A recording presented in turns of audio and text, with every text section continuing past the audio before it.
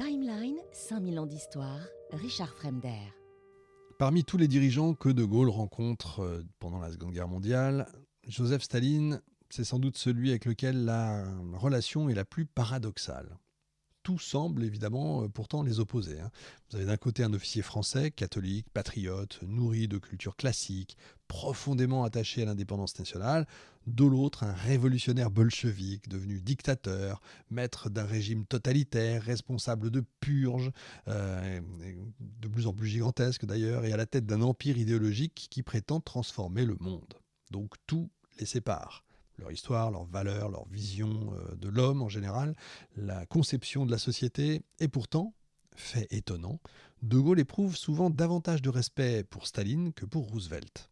Inversement, Staline paraît comprendre De Gaulle bien mieux que ne le comprennent les Américains. Pourquoi ? Parce qu'au-delà des idéologies, en fait, les deux hommes parlent une langue commune, la langue de la puissance, la langue de l'État, la langue des intérêts nationaux.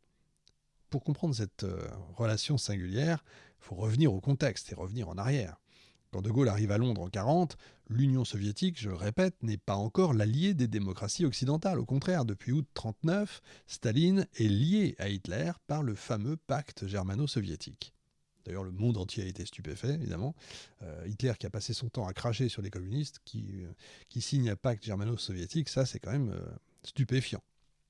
Le régime nazi et le régime soviétique, qui prétendent en plus se détester, se sont donc entendus pour se partager une partie de l'Europe. La Pologne est démembrée, les États baltes sont absorbés, l'URSS profite de la situation, et De Gaulle observe tout ça avec lucidité. Il ne nourrit aucune illusion sur Staline, aucune. Contrairement d'ailleurs à certains intellectuels occidentaux de l'époque, il ne se laisse jamais séduire par le communisme soviétique. D'ailleurs, il voit parfaitement la nature autoritaire du régime. Il connaît les purges, la terreur, le caractère impitoyable du maître du Kremlin. Il ne faut pas oublier que De Gaulle a été, quand il était jeune capitaine, était en Pologne, sur une partie de la Pologne qui aujourd'hui est l'Ukraine d'ailleurs. Donc il connaît ces coins-là, il connaît ces personnes-là, mais il distingue toujours l'idéologie de la géopolitique. Et c'est là, et ça nous change aussi, parce que c'est toute la différence encore aujourd'hui. C'est là que réside toute l'originalité de sa pensée, qu'on n'a plus donc aujourd'hui. Pour lui, la Russie existe avant Staline, elle existera aussi après lui. L'histoire russe dépasse le communisme. Cette idée, pour lui, va devenir centrale. En juin 1941, Hitler, vous le savez, lance l'opération Barbarossa, l'Allemagne envahit l'Union soviétique, le pacte germano-soviétique à ce moment-là vole en éclats, et donc Staline rejoint le camp allié. Et là, la guerre change de dimension. Désormais, il y a trois géants qui dominent la coalition anti-hitlérienne, les États-Unis, le Royaume-Uni et l'Union soviétique. Et c'est précisément ce qui inquiète De Gaulle, parce qu'il comprend immédiatement le danger. Plus les grandes puissances gagnent en influence, plus la France risque d'être marginalisée. L'une de ses obsessions est déjà visible. Si je pouvais le rapprocher, comparaison n'est pas raison en histoire, jamais bien sûr. Mais c'est un peu la situation de François Ier, que je ne porte pas dans mon cœur forcément, mais de François Ier au moment où il va s'allier avec les Turcs. C'est-à-dire que il a besoin d'exister, et pour empêcher que la France soit entourée et encerclée, il est obligé d'aller chercher des alliés. C'est exactement ça. Et De Gaulle, qui connaît son histoire sur le bout des doigts, connaît ce genre de choses. Donc c'est l'une de ses obsessions qui est déjà visible, empêcher que l'Europe de l'après-guerre soit organisée sans la France. Or, Roosevelt et Churchill discutent régulièrement avec Staline, et très souvent sans consulter De Gaulle, parfois même sans l'informer. À Téhéran, à Moscou, dans les grandes conférences alliées, et le général découvre progressivement que l'avenir du continent se décide entre quelques hommes, et que la France risque de se retrouver carrément absente de la table.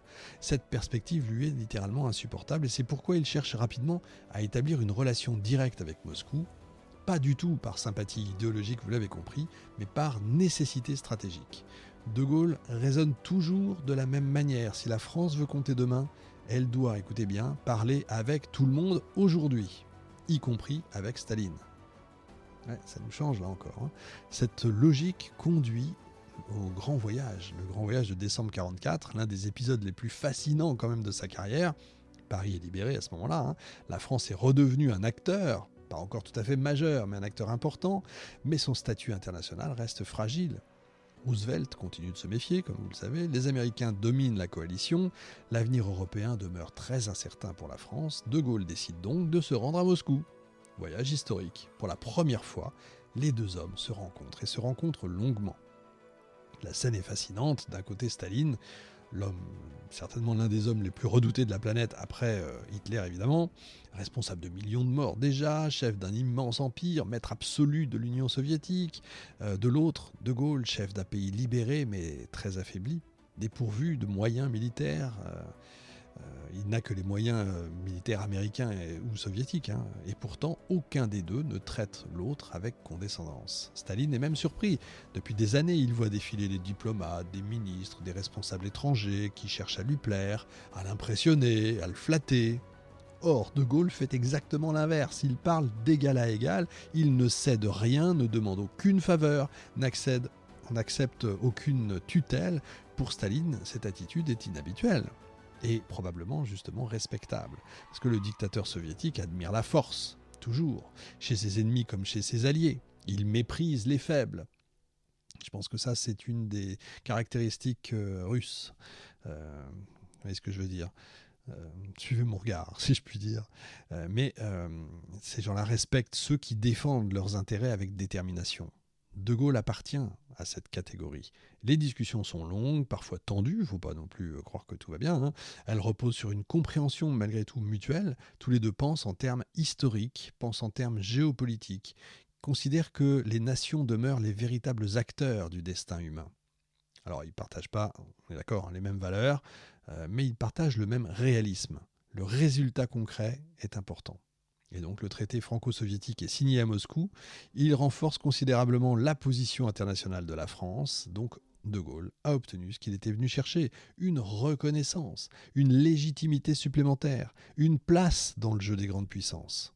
Mais au-delà du traité, c'est une leçon diplomatique qui se dessine quand même, parce que contrairement à Roosevelt, Staline ne cherche pas à fabriquer un dirigeant français alternatif. Contrairement à Churchill, il ne cherche pas à encadrer la France libre. Il traite De Gaulle comme tout simplement le représentant de la France. Et cette différence compte énormément. Et ça, De Gaulle ne l'oubliera jamais. Ça signifie évidemment pas qu'il soit naïf, hein, faut pas croire, hein, bien au contraire d'ailleurs.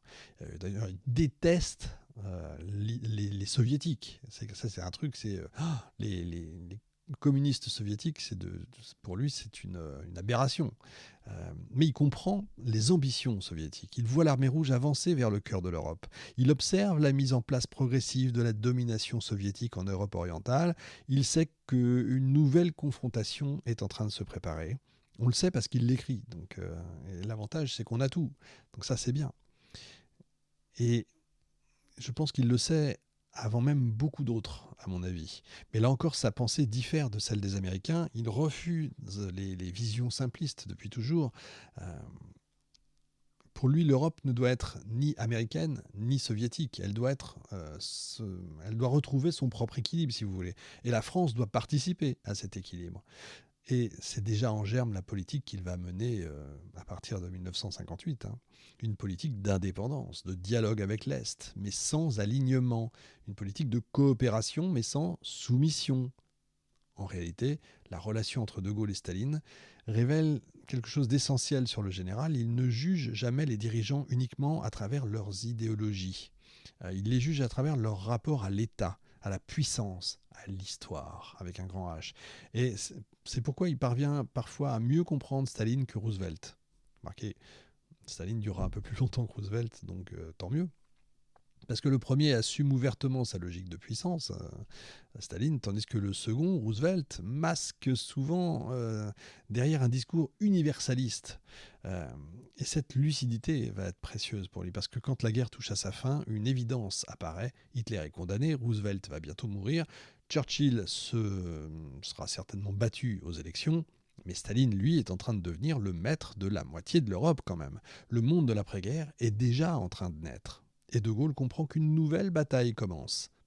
Pourtant, avant de penser à l'avenir, il lui reste encore un affrontement plus intime, plus douloureux, plus franco-français. Le combat contre l'homme qu'il avait admiré dans sa jeunesse. le vainqueur de Verdun, le maréchal Philippe Pétain.